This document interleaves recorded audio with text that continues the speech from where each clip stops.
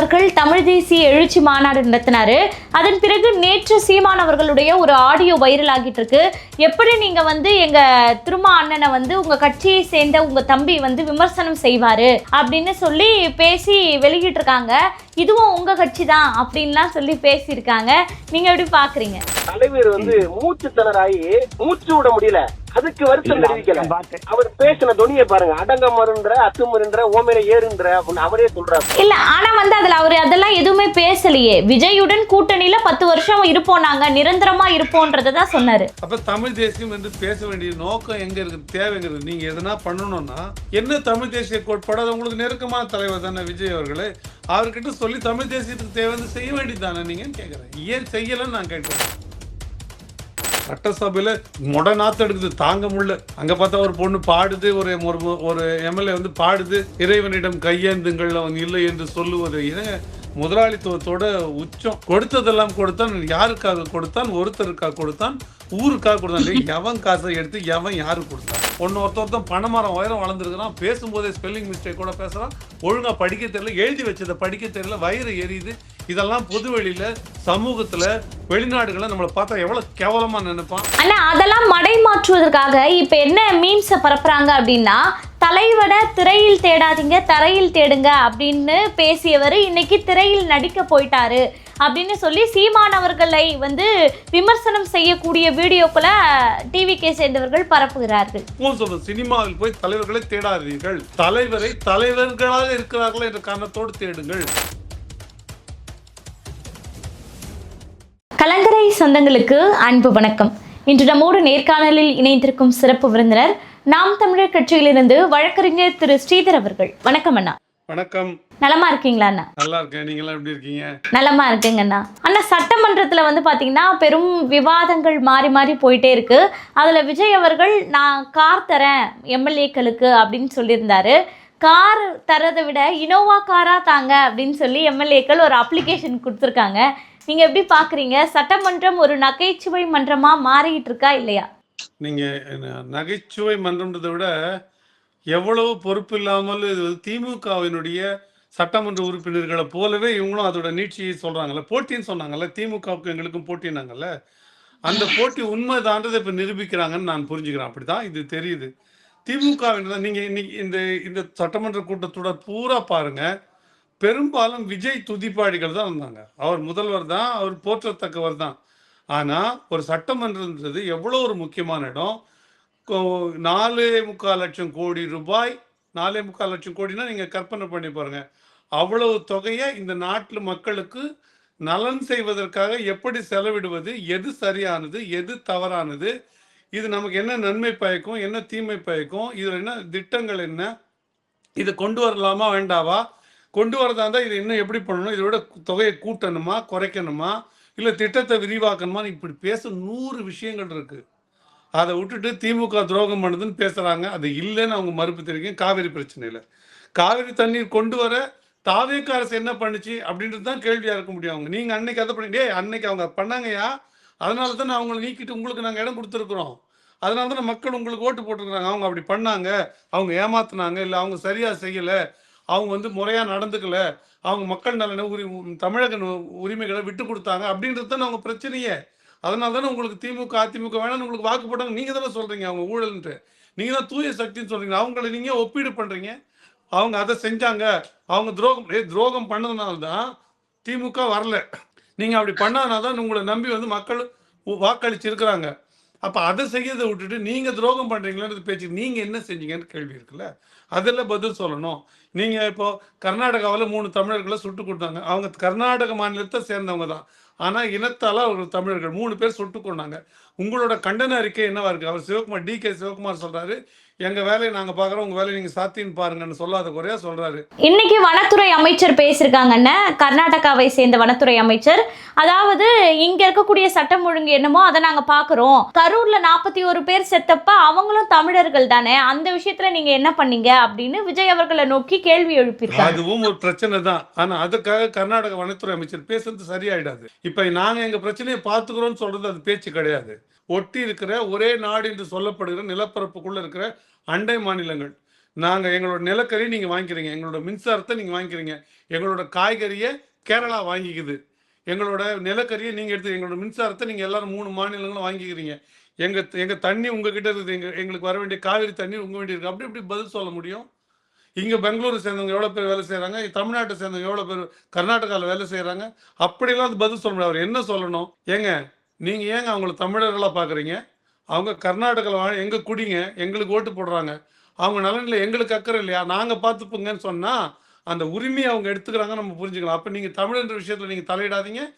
அவங்க உரிமையை காப்பாற்ற வேண்டியது அவங்க ஒரு கர்நாடக மாநிலத்தை சேர்ந்தவங்க. அவங்க பிறப்பால கன்னடர்களாக இல்லைன்னா கூட அவங்க கர்நாடகாக்காரவங்க. நாங்கள் அவங்க உரிமையை நிலைநாட்ட எங்களுக்கு தெரியுங்க. நீங்கள் என்னங்க எங்களுக்கு பாடம் சொல்கிறது?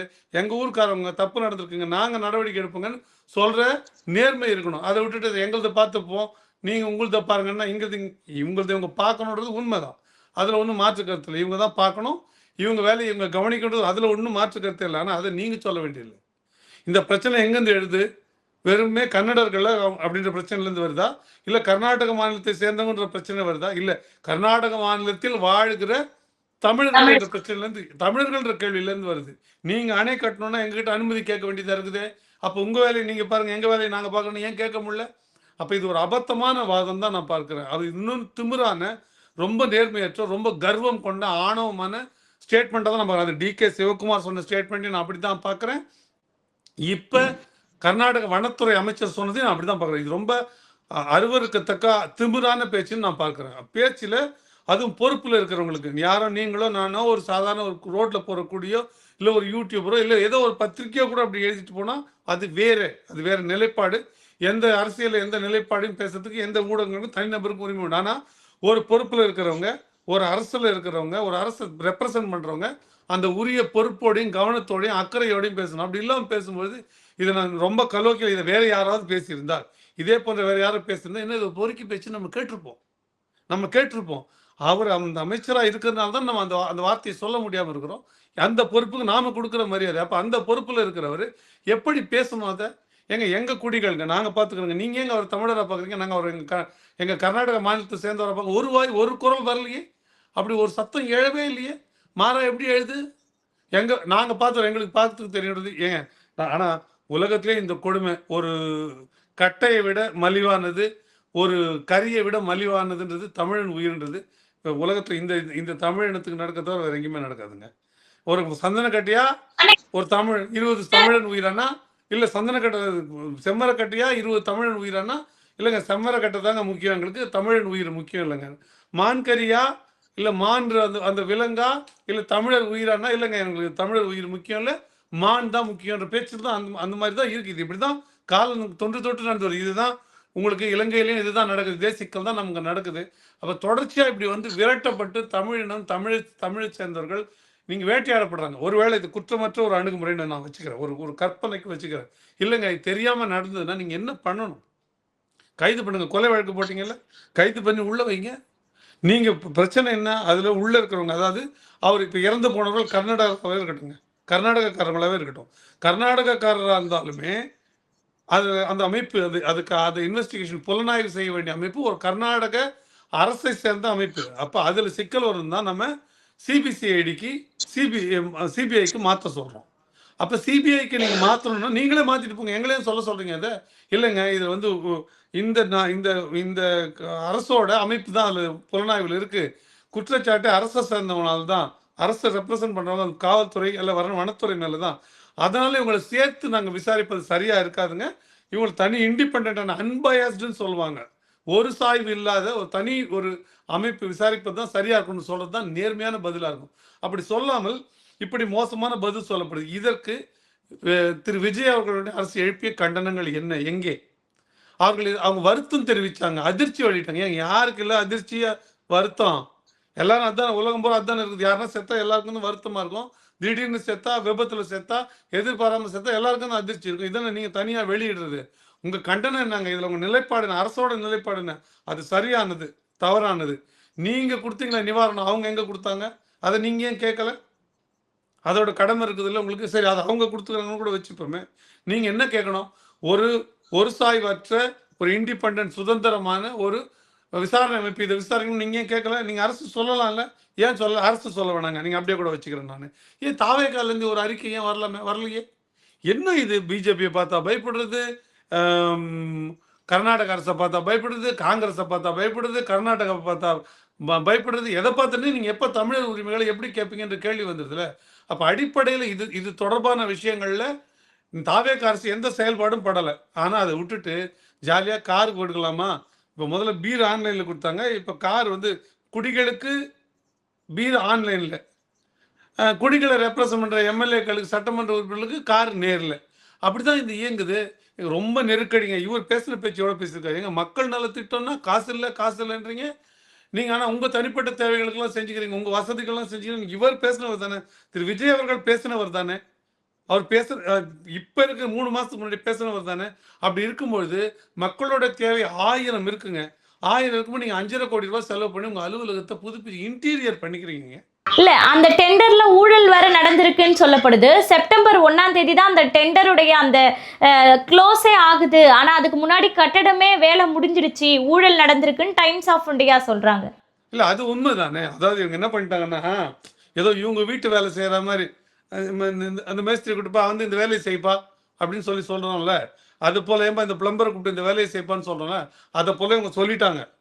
ஏன்னா இவங்களுக்கு என்னென்ன மனசுக்குள்ள, நம்ம ஒரு அமைப்பு அரசில் இருக்கிறோம், இந்த அரசை நம்ம ரெப்ரசன்ட் பண்ணுறது இல்லை, இவங்களே ஆளுங்கன்னு நினச்சிக்கிறாங்க. இவங்களே அரசர்கள் வந்து எப்படி உத்தரவிடுவாங்களோ ஆணையிடுவாங்களோ அதை போல் மனசில் கருதிக்கிட்டு தான் இவங்க இதை போட்டிருக்காங்க. பண்ண பிறகு தான் அப்புறம் முழிக்கிறாங்க, ஐயோ இதை இப்படி பண்ண முடியாத, முறையாக வந்து இதுக்கு ஒரு டெண்டர் வெளியிடுமேங்க. எத்தனை இதே எல்லாரும் பொது வெளியில் பேசுறது தான். எத்தனை டெண்டர் வெளியிட்டிருக்காங்க இந்த 90 நாட்கள் 100 நாட்கள்னு எல்லாரும் கணக்கு சொல்கிறாங்க.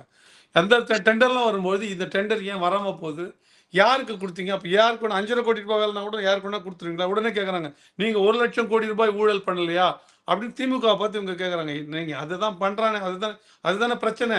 அந்த ஊழல் பண்ணதுனால தானே அவர் வேணான்னு தூக்கி போட்டு, திமுக காரனை வேணான்னு தூக்கி போட்டு தாவேக காரனை வச்சிருக்குது. நீங்கள் செய்வதற்கும் அவர்கள் செய்வதற்கும் என்ன வித்தியாசம் இருக்குன்னு நான் கேட்குறேன். அவங்களும் இந்த மாதிரி தான் ஃபோட்டோ ஷூட் பண்ணுறாங்க, நீங்களும் ஃபோட்டோ ஷூட் பண்ணுறீங்க. அவங்களும் டாஸ்மாக் ஆன்லைனில் விற்கிறதுக்கு முயற்சி பண்ணாங்க, நீங்கள் அதை செயல்படுத்தியிருக்கிறீங்க. எந்த விதத்தில் நீங்கள் மாறுபட்டுட்டீங்க? நீங்களும் இன்னொரு இதுவாக தான் இருக்கீங்க. எம்எல்ஏக்களுக்கு கார் கொடுக்க வேண்டிய தேவை என்ன இருக்குங்க? கார் கொடுக்க தேவை இருக்குது இல்லைங்க. இந்த தேவைக்கு முன்னாடி காரே கொடுக்குறாங்க, ஏன்னா தொகுதி பிரச்சனை போய் பார்க்கணும். தொகுதியில் எத்தனை நாள் சென்று பார்வையிடணும்னு ஏன்னா ஒரு அரசாணை இருக்காங்க, ஒரு சட்டம் இருக்கா? எல்லா சட்டமன்ற உறுப்பினரும் தொகுதியில் இத்தனை நாள் சென்று பார்க்கணும் இருக்கா? அதை நீங்கள் உறுதிப்படுத்திட்டு இதில் இத்தனை தடவை போக வேண்டி இருக்குது அப்படின்னு சொன்னீங்கன்னா நியாயம். நீங்கள் இதுவே இந்த கார் வாங்குறது இருக்குல்ல, இந்த கார் வாங்குறதே கிட்டத்தட்ட வந்து ஒரு 90 கோடி ரூபாய் ப்ராஜெக்ட். 234 உறுப்பினர்களுக்கும் நீங்கள் கார் வாங்குறீங்கன்னா அதுவே வந்து கிட்டத்தட்ட ஒரு 90 கோடி ரூபாய் ப்ராஜெக்ட். ஆனா இதுல பல பேர் பல கார்கள் வச்சிருக்காங்கல்ல, 4-5 கார்கள்லாம் வந்து எதிர்த்தரப்பு எம்எல்ஏக்கள்லாம் வச்சிருக்காங்க. இவங்களுடைய எம்எல்ஏக்கள்லே இப்போ வந்து கார் கொடுக்குறாரு அண்ணன் அப்படின்னு சொல்லி பேசினவங்களே கார் வச்சிருக்காங்க. எங்க ஒரு சட்டமன்றத்தில் இருக்கிறவர் அதே தொகுதி அதுக்குள்ளே தான் இருக்கணும், அதுக்குள்ளே இருக்கிற அங்கே போய் பார்க்கணும் இல்லை, அப்படி போய் பார்க்கணும்னு அவர் முடிவு பண்ணுறாரா? அவர் ஒரு டாக்ஸி எடுத்துக்கிட்டோம், போய் பார்க்கட்டும். கன்வீனியன்ஸ் ஏற்கனவே அவருக்கு இருக்குது, 25,000 வரைக்கும் பில் கிளைம் பண்ணலான்றாங்களே, போய் பார்க்கணும். தினம் ஒரு நாளைக்கு ஒரு 50 கிலோமீட்டர் போனால் போக வர 1000 ரூபாய் இல்லை 2000 வச்சுக்கோங்க. 20 நாள் போனால் 40,000 25,000 பில்லு கிளைம் பண்ணலாமே. அப்படி கூட பண்ணிக்கணும். தனிப்பட்ட வண்டிக்கு ஓட்டுநர், அதுக்கு எரிபொருள், அதெல்லாம் செலவினம் எங்கே போகிறது? 25,000 ரூபாய் அது வருதுன்னா எங்கே போகிறதுன்னு நீங்கள் சொல்லுங்கள். நீங்கள் கணக்கு போடுங்க. 234 25,000 ஒரு மாதத்துக்கு இன்ட்டு 12 இன்ட்டு 5 வருஷம் கணக்கு போடுங்க, எங்கே போய் நிற்குதுன்னு பாருங்கள். அதுவே பல கோடி போய் சேருதுங்க. இப்போது நம்ம கூடுதல் நிதிச்சுமையை தாண்டி நம்ம எக்ஸஸாக பட்ஜெட் வச்சுருக்கோன்னு வச்சுங்க, அப்போ இது போடுறதுல பரவாயில்ல, தவிர இன்னும் வசதி பண்ணி கொடுக்கலாம், இன்னும் நிறைய இடங்களுக்கு போய் சுற்றி பார்வையிடட்டும்ன்றாங்க. எத்தனை அமைச்சர்கள் இப்போ எத்தனை அமைச்சர்கள் போய் பார்வையிட்டாங்க நீங்கள் சொல்லுங்கள்? எத்தனை இடங்களுக்கு போனாங்க? பக்கத்தில் இருக்கிற ஸ்கூலுக்கு போய் அங்கே விஜய் பாட்டை பாட வச்சு, இல்லை விஜய் படத்தை பசங்கள்லாம் நிற்க வச்சு ரீல்ஸ் போட்டதை தவிர இவங்க எங்கே போய் பார்வையிட்டாங்க? விஜய் அவர்கள் எந்த இடத்துக்கு தனியாக போகிறாரு? அவர் அப்படின்னா இன்னொன்று பண்ணணுங்க. நம்ம அவர் இவங்களுக்கெல்லாம் கார் சொன்னார்ல, இவர் ஏரோப்ளைனில் தானே போகிறாரு, எப்பவுமே சார்ட்டர்ட் ஃப்ளைட்டில் தானே போகிறாரு. இவருக்கு எதுக்கு காரு? இவர் எந்த காலத்தில் காரில் போகிறாரு? எங்கே போனாலும் ஒரு சார்ட்டர்ட் ஃப்ளைட்டில் தான் போகிறாரு. வீட்டுக்கு மட்டும்தான் காரில் போயிட்டு வராரு. இவரும் 3-4 கார் வச்சுருக்காரு. அதெல்லாம் இருக்குல்ல. இந்த தேவை எங்கேருந்து வருதுன்னு எனக்கு புரியவே இல்லை. நீங்கள் சொல்கிறபடியே சொல்கிறேன், கஜானாவை தொடச்சி வச்சுட்டு போயிட்டாங்க. கடுமையான நிதி நெருக்கடியில் இருக்குது நாடு. நிதி நெருக்கடியில் உங்களுக்கு 5,5 கோடி ரூபாயில் அலுவலகம் அழகு தேவையான்னு கேட்குறேன். அலுவலகம் தேவையான்னு கேட்குறேன். அலுவலகம் ஏற்கனவே இருக்கு. அப்போ இந்த நீங்கள் ஒரு அலுவலகத்துக்கு இடம் மாற்றி அதை அழகுப்படுத்துறதுக்கு 5,5 கோடி ரூபான்னா நீங்கள் உங்களுடைய மனநிலை என்னவா இருக்குது? எப்படி நீங்கள் ஒரு ஆடம்பரமான விஷயங்களை எதிர்பார்க்குறீங்க? அப்படி நான் லக்ஸூரியாக இருந்தால் தான் நான் வேலை செய்வேன்னு சொல்கிறீங்கன்னா அப்புறம் என்ன மனநிலை இதுன்னு நம்ம புரியல. அது உங்கள் செலவில் நீங்கள் பண்ணீங்க, உங்கள் வீட்டை நீங்கள் பண்ணீங்க, எங்களுக்கு ஆட்சி உங்கள் தனிப்பட்ட அலுவலகங்கள் தாவேக்க அலுவலகங்கள் பண்ணிக்கோங்க, அதில் ஒன்றும் தவறு இல்லை. ஆனால் நீங்கள் அரசு இதில் பண்ணுறீங்கன்னா அதை நீங்கள் எப்படி செய்யணும்? அதுவும் முறையற்ற வகையில் ஒரு டெண்டர் கால் ஃபார் பண்ணாமல் எல்லாருக்கும் வாய்ப்பு கொடுக்காம இன்னும் உங்கள் வீட்டை நீங்கள் இடித்து ரிப்பேர் பண்ணிக்கிற மாதிரில பண்ணுறீங்க. அப்போ இதெல்லாம் என்னென்னா ஒரு ஆணவ போக்கை காட்டுது. நாங்கள் அப்படி தான் செய்வோம், எங்களுக்கு தானே என்ன, நாங்கள் உங்களை கேட்கணும் அனாவசியமா, எங்களுக்கு நாங்கள் எங்கள் விருப்பப்படி செஞ்சுப்போம். இது போன்ற பல தொனிகள் அதுக்குள்ளே இருக்கிறத நம்ம பார்க்கணும். அப்போ இதில் அடிப்படையில் நேர்மையோ ஜனநாயகமோ இருக்கும்னு நான் பார்க்கல. இன்னொன்று, திருமாவளவன் அவர்கள் தமிழ் தேசிய எழுச்சி மாநாடு நடத்தினாரு. அதன் பிறகு நேற்று சீமான் அவர்களுடைய ஒரு ஆடியோ வைரல் ஆகிட்டு இருக்கு. எப்படி நீங்கள் வந்து எங்கள் திருமா அண்ணனை வந்து உங்கள் கட்சியை சேர்ந்த உங்கள் தம்பி வந்து விமர்சனம் செய்வார் அப்படின்னு சொல்லி பேசி வெளியிட்டிருக்காங்க. இதுவும் உங்கள் கட்சி தான் அப்படின்லாம் சொல்லி பேசியிருக்காங்க. நீங்கள் எப்படி பார்க்குறீங்க? அது அவரோட பெருந்தன்மையை காட்டுது. அதனால் அவர் தடம் பிறண்டு இருக்க மாட்டாருன்னு அவர் கருதுறாரு. நாங்கள் பார்த்த வரையில் அவர் பண்ணல. அவர் திராவிடத்தின் ஊதுகோலாக தான் இருந்திருக்காரு. எப்பயும் திராவிடத்தின் பக்கத்தில் தான் திருமாவர்கள் நின்றுருக்காரு. நாங்கள் பார்க்குறோம். அதனால் அவர் வாஞ்சையில் பேசுகிறாரு, அவ்வளோதான் நான் சொல்லுவேன். அதை தாண்டி அதுக்குள்ளே நான் சொல்வதற்கு ஒன்றும் இல்லை. அவரை வந்து தாவேக்காவினர் யாரும் பேச வேண்டிய தேவையில்லை. பேசுகிறாங்கன்னா அவங்களோட தரம் அவருக்கு திருமாவர்களுக்கு தான் தெரியணும். அவர் தான் அதை ஒத்துக்கிட்டு தானே போகிறாரு. He submits himself for all these thing. இதுக்கு எல்லாருக்கும் உடன்பட்டு தன்னை சமர்ப்பிச்சுக்கிட்டு தானே இந்த வேலையை செய்கிறாரு. அப்போ அது தகுதியற்றவர்களோட போகும்போது அப்படி வரத்தான் செய்யும். அதை நம்ம உண்மையை தடுக்க இல்லை. டிவிகேல இருந்துக்கிட்டு தமிழ் தேசிய மாநாடு நடத்துவதற்கான தேவை என்னவா இருக்கு? இது வந்து டிவிகேக்காக நடத்துறாரா தமிழ் தேசியம் அவங்க இன்னொரு கண்ணுன்னு சொன்னதால, இல்லை சீமான் அவர்களின் அரசியலை சீண்டும் நோக்கில் நடைபெறுகிறதா அப்படின்ற ஒரு பார்வையும் இருக்கு. அவங்க டிவிகே வந்து திராவிடமும் சொன்னாங்க, தமிழ் தேசியமும் சொன்னாங்க. இப்போ ரெண்டுத்தையும் கைவிட்டுட்டு எங்கன்னா கொள்கையை பேசுகிறாங்களா? எங்கன்னா சட்டமன்றத்தில் பேசப்பட்டுச்சானா பேசப்படலை. கொள்கையோ அவங்க வந்து தமிழ் தேசியமோ இல்லை திராவிடமோ அவங்க தாவேக்கா பேசலாம். அவங்க ஒன்றே ஒன்று தான் சொல்கிறாங்க, நாங்கள் ஒரு ஊழலற்ற ஆட்சியை கொடுப்போம், நாங்கள் ஒரு தூய ஆட்சியை கொடுப்போம், தீய சக்தியான திமுக ஒழிப்போம்னு சொல்கிறாங்க. அதை தாண்டி அவங்க எதையுமே சொல்லலை. அப்போ அவங்க தமிழ் தேசியத்தை முன்னெடுக்கிறாங்கன்னோ இல்லை திராவிடத்தை முன்னெடுக்கிறாங்கன்னோ எதையுமே நான் பார்க்கல. அவங்க கொள்கை ஒன்று இருப்பதாகவோ அது லென்ஸ் வச்சு மைக்ரோஸ்கோப் வச்சு பார்த்தா கூட கொள்கை என்று ஒரு தாவேக்காவுக்கு இருக்கிறதா தெரியல. அதனால் அவங்க கொள்கை சார்ந்த அரசியல் பண்ணுறாங்கன்னோ அது தமிழ் தேசியம் சார்ந்ததுன்னோ அல்லது வந்து அது திராவிடம் சார்ந்ததுன்னோ நான் நம்பலை. எனக்கு அந்த எண்ணம் இல்லை. ஆனால் திருமாவர்கள் தன்னை வளர்த்து கொள்ள இல்லை புதுப்பித்து காட்டிக்கொள்ள இப்படி ஒரு இது ரிடண்டன்ட் இரலவெண்ட் இந்த தேதியில் அவரோட அரசியலுக்கு தமிழ் தேசியத்தை அப்படி ஒரு அதுதான் கொண்டு வரணும்னு நினைக்கிறாரு. அதற்காக ஒரு மாநாடு போடுறாருன்னு நினைக்கிறாருன்னா அவர் நோக்கம் என்ன? ஏதோ ஒன்று சொல்ல நினைக்கிறார், ஏதோ ஒன்று செய்ய நினைக்கிறார். தமிழ் தேசியம் சார்ந்து ஏதோ ஒரு குறிக்கோளை வச்சிருக்காரு, கோட்பாடு வச்சிருக்காரு. உதாரணத்துக்கு இப்போ தமிழ் சார்ந்த பணிகளை சிறப்பாக செய்யணும்னு நினைக்கிறாருன்னு வச்சுப்போமே. அதுக்காக தான் தமிழ் தேசியம் எடுத்திருக்காரு. அதுக்காக தான் இந்த மாநாடு போடுறாரு. இல்லை தமிழர் ஒருத்தர் தமிழ் தேசியத்தை நம்புற ஒருத்தர் முதல்வர் ஆகணும், அப்படித்தானே இருக்க முடியும் அந்த மாநாட்டோட கோரிக்கை. இல்ல ஆனா வந்து அதுல அவர் அதெல்லாம் எதுவுமே பேசலையே. விஜயுடன் கூட்டணியில 10 வருஷம் இருப்போம், நாங்க நிரந்தரமா இருப்போம்ன்றதான் சொன்னாரு. அப்ப தமிழ் தேசியம் என்று பேச வேண்டிய நோக்கம் எங்க இருக்கு, தேவைங்கிறது? நீங்க எதனா பண்ணணும்னா நீங்க தான் தமிழ் தேசியத்தை தாங்கி நிற்கிற அமைப்புகளில் ஒன்றான நீங்கள் விடுதலை சிறுத்தை கட்சிகள் என்ன தமிழ் தேசிய கோட்பாடு, அது உங்களுக்கு நெருக்கமான தலைவர் தானே விஜய் அவர்களே. அவர்கிட்ட சொல்லி தமிழ் தேசியத்துக்கு தேவை வந்து செய்ய வேண்டியது தானே நீங்கன்னு கேட்குறேன். ஏன் செய்யலைன்னு நான் கேட்குறேன். செய்யறதை விட்டுட்டு இன்னும் மாநாடு போட வேண்டிய தேவை என்ன இருக்குன்ற அதற்கான காரணம் எங்கேருந்து எழுகிறது முளைக்கிறதுன்னு நான் கேட்குறேன். அப்போ அவர் ஒரு அரசியல் பண்ணுறாருன்னு தான் நான் பார்க்குறேன். அதை தாண்டி அதுக்குள்ளே பெரிய விவரங்கள் இருக்கிறதா இல்லை அதுக்குள்ளே பெரிய கோட்பாடு குறிக்கோள் கொள்கையெல்லாம் இருக்கிறதா நான் பார்க்கல. ஏன் இந்த மாநில தேர்தலுக்கு முன்னே போடலை? ஏன் தமிழ் தேசியத்தையும் சேர்த்து திராவிடமும் சேர்த்து சொன்ன விஜயோட ஏன் கூட்டு போனார்? யார் தூய தமிழ் தேசியம் பேசுனாங்களோ அவங்களோட போயிருக்கலாம்ல. அப்படி அடுக்கடுக்காக 100 கேள்வி இருக்குங்க. அப்போ அதோட நோக்கம் வேறு அரசியல் காரணங்களை கொண்டது. தன்னை வந்து புதுப்பிச்சிக்க இல்லை தான் இன்னமும் வந்து அரசியல் இருக்குன்னு தெளிவாக இருக்கும்னு காட்டிக்க, அப்படி பல நோக்கங்கள் அரசியல் இருப்பை உறுதி செய்யறதுக்காக இருக்கும். அப்படித்தான் நான் பார்க்கறேன் தவிர அதை தாண்டி பெரிய கோட்பாடோடு தமிழ் தேசியம் பேசப்படுகிறது நான் கருதலை. ஆனால் அண்ணன் சொல்ல மாதிரி அப்படி யாரோ ஒருத்தர் அதை பேசுகிறாங்க அப்படின்னா அதை நம்ம அட்லீஸ்ட் கோட்பாட்டு அளவில் குறைந்தபட்சம் தான் அதை ஆமோதிக்க வேண்டிய தேவை இருக்கிறது. அப்படிதான் அந்த விதத்தில் தான் அண்ணதை நான் அதை பற்றின கருத்து வெளியிட்டிருக்கதாகவும் நான் பார்க்குறேன். ஆனால் இன்னொன்று வந்து பார்த்தீங்கன்னா, இன்னைக்கு தென் மாநில முதல்வர்களின் மாநாடு அப்படின்னு சொல்லி அமித்ஷா அவர்கள் தலைமையில் நடந்தது. அதில் வந்து பார்த்தீங்கன்னா டி.கே. சிவகுமாருடன் நம்முடைய முதல்வர் உட்காந்து பேசிக்கிட்டு இருந்தாரு. ஸோ வந்து இந்த மாநாட்டின் மூலயமாவது அவர் காவிரி தண்ணியை எப்படியாவது பேசி வாங்கி கொடுப்பாருன்னு நம்ம நம்பலாமா? எனக்கு அந்த நம்பிக்கை இல்லை. பிரச்சனை உச்சக்கட்டத்தில் இருந்தபோதே அவர் பேசலை. அப்புறம் இங்கே வந்திருக்கும் போது அப்படி பேசுனா அது சரியாகவும் இருக்காது. அவர் பேச மாட்டார். இப்போ அவர் வந்து அமித்ஷா முன்னிலையிலேயே எல்லா பிரச்சனைகளையும் பேசுனதா செய்திகளை பார்க்குறேன். நான் இன்னும் அதை உறுதிப்படுத்திக்கல.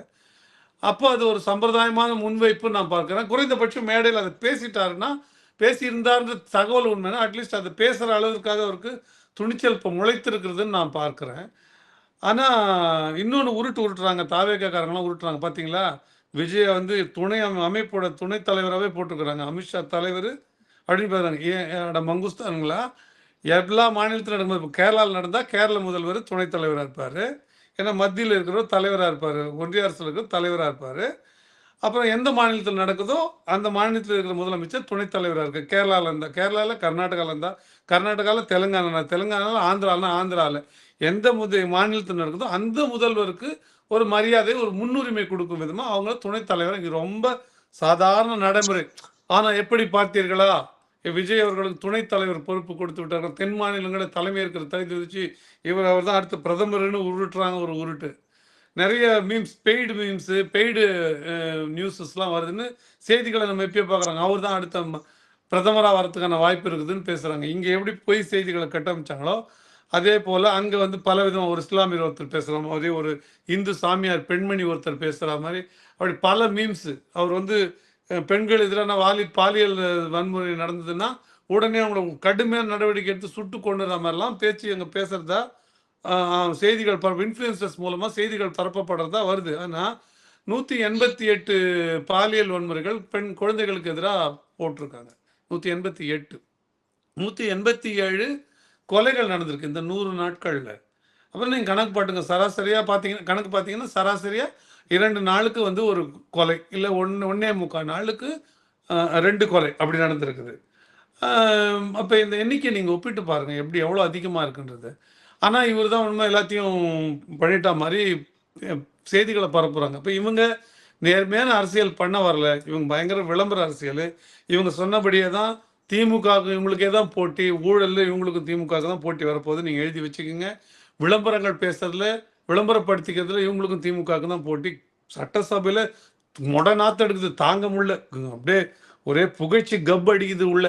அங்கே பார்த்தா ஒரு பொண்ணு பாடுது, ஒரு எம்எல்ஏ வந்து பாடுது, இந்த இது பாடுவாங்களே, இறைவனிடம் கையேந்துங்கள் அவன் இல்லை என்று சொல்லுவது. ஏன்னா முதலாளித்துவத்தோட உச்சம். என்ன பாடுறாங்க அவங்க? கொடுத்ததெல்லாம் கொடுத்தான், யாருக்காக கொடுத்தான்? ஒருத்தருக்காக கொடுத்தான், ஊருக்காக கொடுத்தான். எவன் காசை எடுத்து எவன் யாருக்கு கொடுத்தா? நீங்க என்ன சொல்றீங்க? நான் வந்து ஒரு வேலைக்காரங்க, நான் முதன்மை வேலைக்காரன், நீங்க எனக்கு இந்த வேலை பொறுப்பை கொடுத்துருக்கீங்க, நான் பொறுப்பை செய்ய போறேன்னு அந்த பக்கம் விஜய் சொல்ற மாதிரி சொல்றாரு.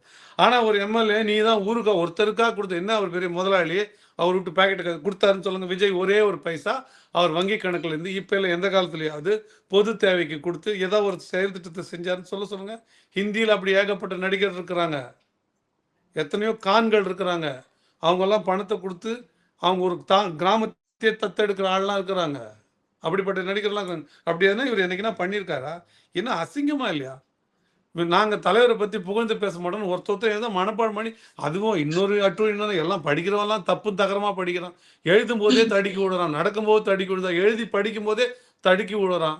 கேட்டால் அது ஒன்று தான் இது குவாலிஃபிகேஷனா, அது ஒன்று தான் வந்து தகுதியான்னு கேட்குறான். ஏய், புள்ள இப்படி தப்பாக 5ஆம் கிளாஸ் படிக்கிற புள்ள, நான் சிம்பிளாக கேட்குறேங்க, நம்ம வீட்டு புள்ள 5ஆவது படிக்கிறது அதிகம் வேணாங்க, எழுதி படிக்கிறது தப்பு படிச்சா எவன்டா அவங்க வாத்தியாரும் நம்ம கேட்போமா மாட்டோமா? யாரும் அவன் நேராக ஸ்கூலுக்கு போய் பேப்பரை வீசி அடிக்க மாட்டோமா?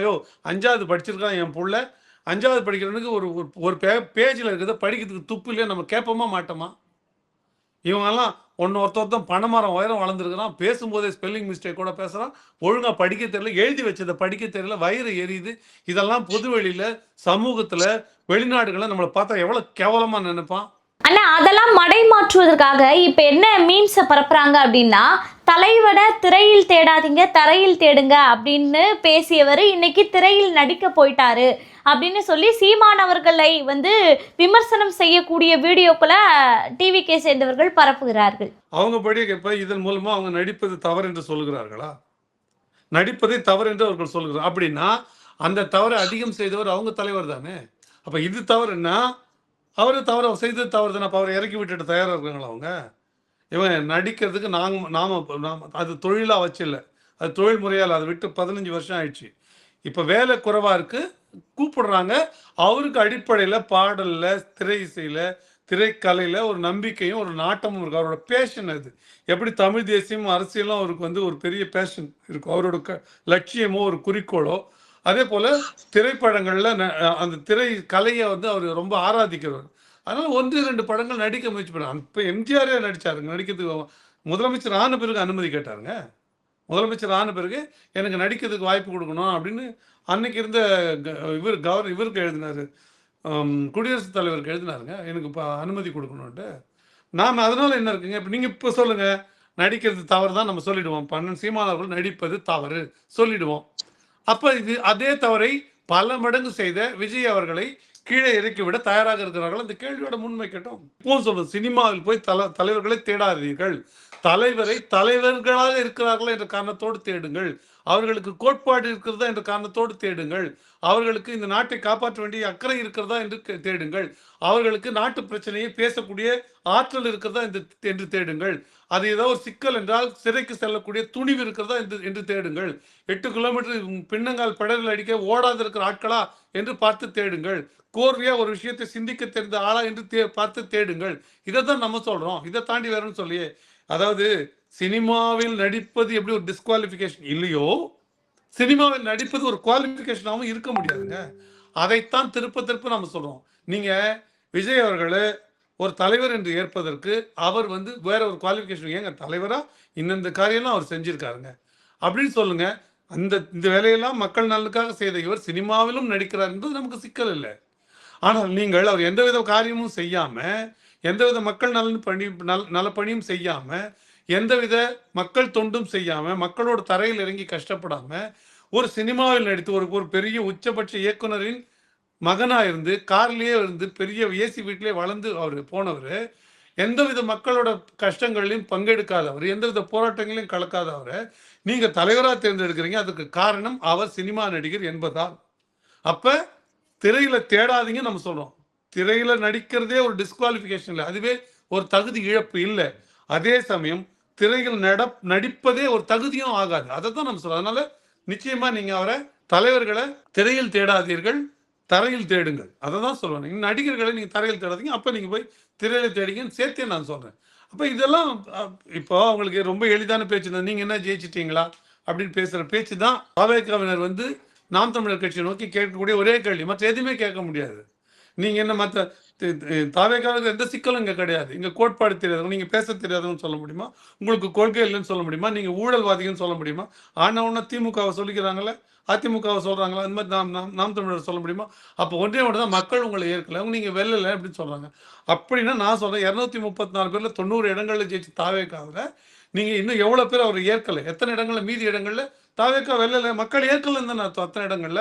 அப்ப அவர்கள்லாம் வந்து எந்த தகுதி இல்லாதவன்ற அந்த பொருள் இவங்க சொல்றாங்களான்ற கேள்வியிலிருந்து நம்ம பார்க்க வேண்டியிருக்குதுல்ல.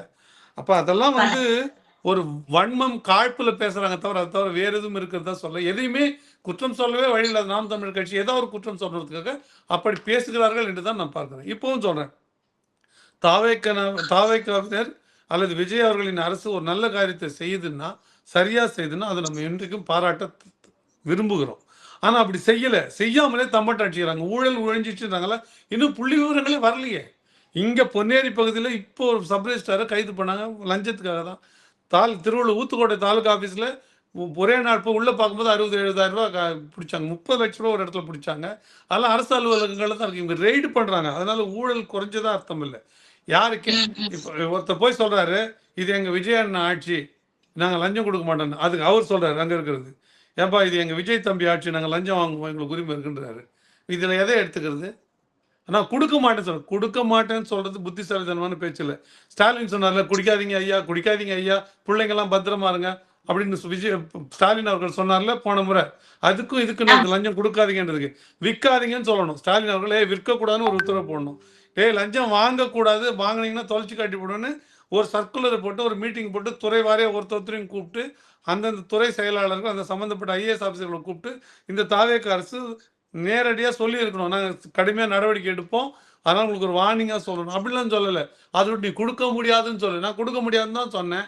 எனக்கே டாக்குமெண்ட் ரெஜிஸ்டர் ஆகணும், கொடுக்க முடியாதுன்னு சொன்னேன். நானும் சொல்லி பார்த்தேன். எங்கள் எதிர்கட்சி நண்பர் விஜய் அவர்களுடைய ஆட்சின்னு சொன்னேன். இல்லை நாங்கள் ஆளுங்கட்சி விஜய் அவர்களுடைய ஆட்கள் பணத்தை கூட 30,000 ரூபா ஆரணி சப் ரெஜிஸ்டர் ஆஃபீஸில் வாங்கிட்டு தான் பண்ணாங்க. நாங்கள் 1000 பேசுறதா இருக்கட்டுங்க. நீங்கள் சரியாக செய்கிற பட்சத்தில் உங்களை மக்கள் உண்மையாகவே தலைமையில் வச்சு கொண்டாடுவாங்க. அதை இன்னும் தெரிஞ்சுன்னு பாருங்க. இப்போ ஏதோ ஒரு மோகத்தில் போட்டுட்டாங்க. நீங்கள் சரியாக செயல்படலைன்னா அதுக்கான பலனையும் நீங்கள் நிச்சயமாக அனுபவிப்பீங்கன்னு தான் நான் சொல்ல விரும்புகிறேன். கண்டிப்பாக நான் நடப்பு கால அரசியல் குறித்து பல்வேறு தகவல்களை பகிர்ந்துக்கிட்டீங்க. தொடர்ந்து பேசுவோம். நன்றிங்கண்ணா.